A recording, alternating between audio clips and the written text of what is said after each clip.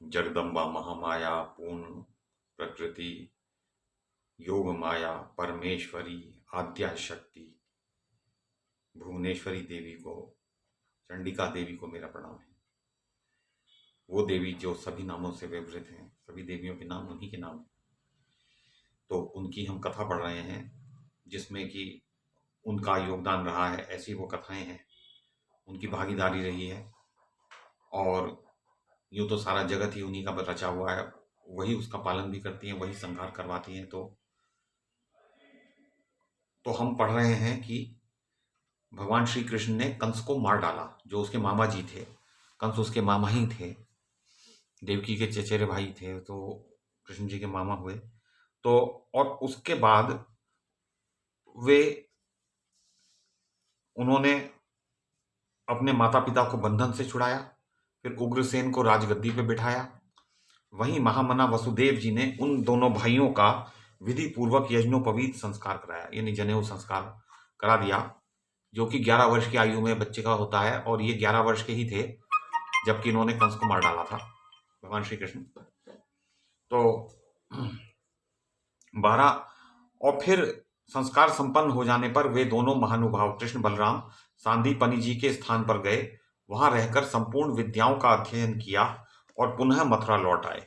12 वर्ष की अवस्था में ही वसुदेव नंदन महाबली श्री कृष्ण और बलराम की पढ़ाई समाप्त हो गई। तो केवल 2 महीने में 64 दिनों में 64 विद्याएं इन्होंने सीख ली, जिसमें कि बहुत सारे इसमें सारे शास्त्र थे और बहुत से कारीगरियां थी, जैसे हीरे को तराशना, सोने को शुद्ध करना, और भी बहुत सारी जो शिल्प कलाएं थी, मूर्ति बनाना, चित्रकारी करना, कपड़ा बुनना, ये सब जो जितनी भी विद्याएं होती हैं, जिसको शूद्र योनि लोग करते हैं, तो शूद्र ही कहे जाते हैं। ये तो सब, अब अगर हम किसी को शूद्र कहें तो वो बुरा मान जाएगा, तो इसलिए हम इस शब्द का प्रयोग आजकल नहीं करते। पर ये जो जो भी शिल्पकारियां हैं, तो वो उन्होंने सीख ली, जो कि बहुत ही उच्च स्तरीय जो वो विद्याएं थी, वो सब सीख कर वो 12 लौट आए, पुनः मथुरा लौट आए। और 12 वर्ष की अवस्था में ही वसुदेव नंदन महाबली श्री कृष्ण और बलराम की पढ़ाई समाप्त हो गई थी। उधर मगध नरेश जरासंध ने अपने जामाता कंस की मृत्यु से दुखी होकर सेना एकत्रित की और मथुरापुरी पर धावा बोल दिया। तो कंस से अपनी पुत्री का विवाह करवाया था जरासंध ने, जो कि बहुत ही शक्तिशाली था। उसमें 10 सहस्त्र हाथियों का बल था।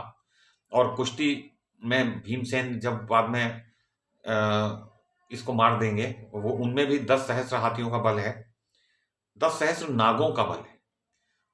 एक नाग में 1 सहस्त्र हाथियों का बल है, तो इस प्रकार 1 लाख हाथियों का बल है भीमसेन में, और 1 लाख और 10 सहस्त्र हाथियों का बल था इसमें जरासंध में। तो जरासंध में बल कम था। उसने मथुरापुरी पर धावा बोल दिया, 17 बार चढ़ाई की उसने, और प्रत्येक बार मथुरा निवासी बुद्धिमान श्री कृष्ण युद्ध भूमि में पधार कर उसकी सेना को हराते रहे। तो बस वो मार डालते थे उसकी सेना को और उसको जाने देते थे जरासंध को, क्योंकि वो भूमि का भार हरण कर रहे थे। भगवान ने भूमि से कहा था कि मैं तेरा भार हरण करूंगा, और भार क्या था? जो सेनाएं थी, दुष्ट राजाओं की सेनाएं ही पृथ्वी के लिए भार रूप हो रही थी, तो उसी को वो भगवान कम कर रहे हैं। तो इसके बाद जरासंध ने संपूर्ण म्लेच्छों के अध्यक्ष काल यमन नामक योद्धा को भगवान श्री कृष्ण का सामना करने के लिए प्रेरणा की। अब ये काल यमन को वरदान प्राप्त था, और इसकी छाती वज्र से भी के भांति कठोर थी। इसको मार डालना किसी के लिए भी असंभव था। पर अब देखिए किस युक्ति से मरवाएंगे, वैसे तो मारा नहीं जा सकता, वो अस्त्र शस्त्रों से अवध्य है। काल यमन तो कैसे मरेगा? तो वह राक्षस यादवों के लिए महान भयंकर था।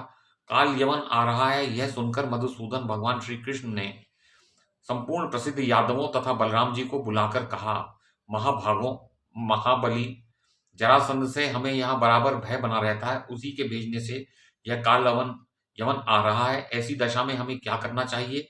धन, घर और सेना सब कुछ छोड़कर भी प्राण रक्षा का प्रबंध कर लेना परम आवश्यक है। उन्होंने कहा, ये संपत्ति तो फिर भी आ जाएगी, पर प्राण बचाना अत्यंत आवश्यक है।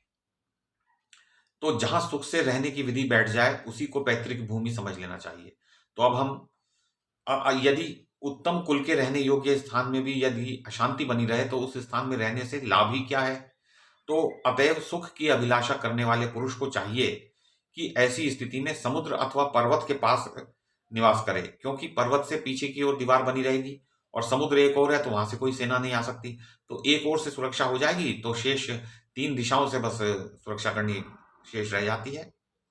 तो अब जैसे जहां शत्रु का भय ना हो वहीं निवास करना पंडित जन उचित समझते हैं। भगवान श्री कृष्ण यादवों को समझा रहे हैं। भगवान विष्णु शेषनाग को शैया बनाकर क्षीर सागर में निवास करते हैं और यही स्थिति भगवान शंकर की है। वे कैलाश पर्वत पर रहते हैं, तो वो सुरक्षित रहते हैं क्योंकि वो पर्वत बहुत ऊंचा है, उसके ऊपर कोई चोटी है नहीं, वहां तक पहुंचना कठिन है। इधर समुद्र के बीच में जाकर उन पर सहसा भगवान नारायण पर आक्रमण करना कठिन है। तो हमें भी ऐसा कोई स्थान देखना चाहिए कि जहां एक और समुद्र हो या पर्वत हो, तो समुद्र के किनारे वो द्वारकापुरी में जाएंगे। तो मुझसे गरुड़ ने कहा है कि इस समय द्वारकापुरी बहुत ही उत्तम स्थान है। मन को मुग्ध करने वाली वह पुरी समुद्र के तट पर बसी है, उसी के पास रेवताचल शोभा पा रहा है। तो वहां पर एक पहाड़ है बहुत ऊंचा, जिसको पार करके ही कोई सेना आ सकेगी, और एक और समुद्र है, तो 2 ओर से सुरक्षित हो गए। 2 दिशाएं रह जाती हैं तो हम सुरक्षा करने में हमें सुविधा होगी। व्यास जी कहते हैं, भगवान श्री कृष्ण की इस सत्य और युक्त युक्त बात को सुनकर यादवों ने अपने बंधु बांधवों और एवं सवारियों के साथ चलना निश्चित कर लिया और भगवान श्री कृष्ण और बलराम को आगे करके सबके सब सपरिवार मथुरापुरी से निकल पड़े। अब वो मथुरापुरी को छोड़ दिया उन्होंने। जो मुख्य मुख्य यादव थे उन सब ने प्रजा वर्ग को आगे चलाकर स्वयं चलने की व्यवस्था की। कुछ ही दिनों में वे द्वारकापुरी पहुंच गए, तो गुजरात में पहुंच गए हो। भगवान श्री कृष्ण ने शिल्पियों के द्वारा उस पुरी के भवनों को ठीक करा दिया। तो तत्पश्चात भगवान श्री कृष्ण और बलराम शीघ्र मथुरा लौट आए। वैसे अन्यत्र ये लिखा हुआ है कि उन्होंने जो देव शिल्पी विश्वकर्मा है उनसे फिर उस नगरी का निर्माण कराया, जिन्होंने दिव्य भवनों का निर्माण कराया, जिसकी दीवारों में भांति भांति की मणियां लगी हुई थी, सोने और चांदी के किवाड़ थे, और वो पूरी जगमगाती रहती थी रत्नों के कारण। उसकी दीवारों में रत्न जो थे वो हल्के से प्रकाश पड़ने पर जगमगा उठते थे, दिन रात जगमगाते रहते थे। बड़ी सुंदर वो पुरी द्वारकापुरी है। उस समय वह पुरी सुनसान पड़ी थी। अब वो वहां पर यादव ठहर गए, द्वारकापुरी में अब बस गए। तत्पश्चात भगवान श्री कृष्ण और बलराम शीघ्र ही मथुरा लौट आए और वह पुरी सुनसान पड़ी हुई थी और वे दोनों महानुभाव उसकी शोभा बढ़ाने लगे। इतने में यवनों का अध्यक्ष पराक्रमी काल यवन वहां आ गया। अब ये दोनों ही थे भाई, और तो कोई था नहीं, और उधर सेना के साथ काल यवन आ गया। तो अब वह यह जानकर भगवान श्री कृष्ण मथुरा से बाहर निकले और काल यवन के सामने से होकर पैदल भागने लगे। उन्होंने रण छोड़ दिया, तो उनका नाम रणछोड़ पड़ा। ये दूसरी कहीं आता है ग्रंथ में, तो रणछोड़ जी का भी मंदिर भी है। और काल यवन पीछे पीछे भागा। अब भगवान जानते थे कि मेरे मारने से ये मरेगा नहीं, क्योंकि इसको वरदान प्राप्त है, तो उसको मारने का उपाय उनके पास था।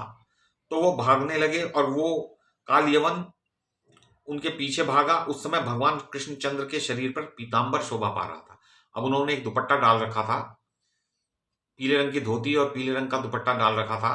तो वो भागने लगे और उन्हें भागते देखकर दुराचारी काल यवन भी अनाप शनाप बकता हुआ पैदल ही उनके पीछे दौड़ा।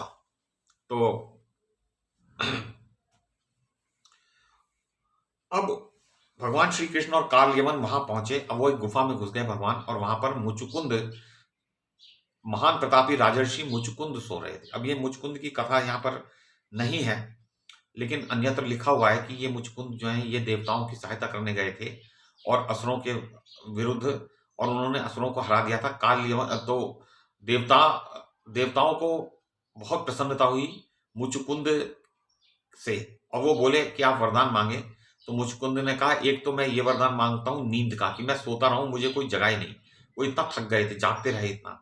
दूसरे तो बोले ठीक है महाभाग, यदि आपको कोई जगाएगा, इंद्र बोले, तो वो आपकी दृष्टि पड़ते ही भस्म हो जाएगा। तो ये वरदान था कि अगर उन्हें किसी ने जगाया नींद से और इनकी दृष्टि पड़ गई उस पर, तो वो भस्म हो जाएगा। तो ये काल यवन देखिए अब भगवान श्री कृष्ण के पीछे भाग रहा है। तो भगवान ने अपना पीतांबर और उसके ऊपर डाल दिया, वो उड़ा दिया एक तरह से, धोती अपनी उसको पहना दी और ऊपर से वो पीताम्बर डाल दिया और छुप गए। उधर से काल यमन जब आया तो समझा कि ये श्री कृष्ण है, तो उसने लात से मारा और लिखा हुआ है कि अरे दुष्ट, तू अब यहां सो रहा है, पहले तो भाग रहा था अब सो गया, लात से मारा उसको। तो तब महाबली मुचुकुंद की नींद नींद टूट गई, क्रोध से उनके नेत्र लाल हो गए। उनकी दृष्टि पड़ते ही कालियवन जलकर राख हो गया। वो कालियवन जिसको वरदान था कि कोई अस्त्र शस्त्र उसे नहीं मार सकता, वो मुचुकुंद की दृष्टि पड़ने से ही भस्म हो गया। तो काल यवन को भस्म कर देने के पश्चात राजर्षि मुचुकुंद बाहर आए गुफा से और उन्होंने देखा कि सभी चीजें छोटी हो गई हैं, प्राणी भी छोटे हो गए, मानव भी छोटे हो गए। तो उन्होंने समझा कि अब ये कलयुग आ गया है। तो वो द्वापर का अंत चल रहा था, कलयुग आने वाला है। तो अब वो मुचुकुंद तो सत्ययुग से के थे, तब से लाखों वर्षों से वो सो रहे थे वहां पर। तो उनको कमल लोचन भगवान श्री कृष्ण के दर्शन प्राप्त हुए। वे भगवान के चरणों में मस्तक झुकाकर वन की ओर चल पड़े और भगवान श्री कृष्ण ने भी बलराम जी को साथ लेकर द्वारका के लिए प्रस्थान किया। तो एक बहुत बड़े शत्रु काल यमन को उन्होंने मार दिया, देखिए, जो कि किसी से मर नहीं रहा था। द्वारका आकर महाराज उग्रसेन को द्वारका का राजा बनाया। अब मथुरा से तो हटा लाए उग्रसेन को और द्वारका में उनको राज्य दे दिया और स्वयं इच्छानुसार विचरने लगे। भगवान श्री कृष्ण जो हैं वो यादवों के नायक हैं और यदु और पुरु जो दो पुत्र हुए थे ययाति के, तो उसमें यादवों को तो राज्य मिला पर पुरु वंशजों को नहीं मिला, कुछ ऐसी कथा है। तो भगवान श्री कृष्ण को राज्य नहीं मिल सकता था, लेकिन वो उनकी स्थिति तो राजेश्वर वाली थी कि उनकी बात सभी मानते थे, चाहे वो राजा हो या कोई भी हो, क्योंकि भगवान श्री कृष्ण उनके लिए करते बहुत थे। कितना तो धन बांटते रहते थे वो, बहुत धन बांटते थे वो यादवों में, कितना ही उनके लिए प्रयास करते थे, सारे युद्ध करते थे, उनको सुरक्षित रखते थे। तो वो भगवान श्री कृष्ण की बड़ी मान्यता थी यादवों में। तो हम अब कल पढ़ेंगे भगवान श्री कृष्ण के विषय में। भगवती महामाया जगदम्बा आद्या शक्ति परमेश्वरी भुवनेश्वरी मूल प्रकृति देवी पूर्ण प्रकृति देवी योग माया देवी को मेरा प्रणाम है।